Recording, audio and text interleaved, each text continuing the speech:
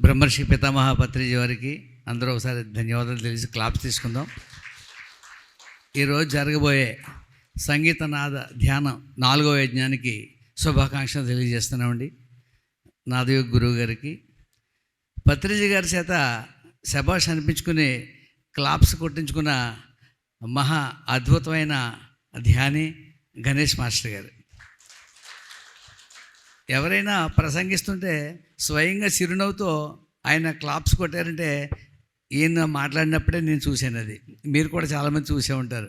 అంటే ఆ శక్తిని, ఆ వారసత్వాన్ని, ఆయన ఫ్లూట్ వాయిస్తే ఎంత అద్భుతమైనటువంటి స్థితికి మనం వెళ్ళేవారమో అదే స్థితిని మనం ఈరోజు మనం పొందుతున్నామంటే మనం తీసుకున్నటువంటి ఒక అద్భుతమైన భాగ్యం ఇది.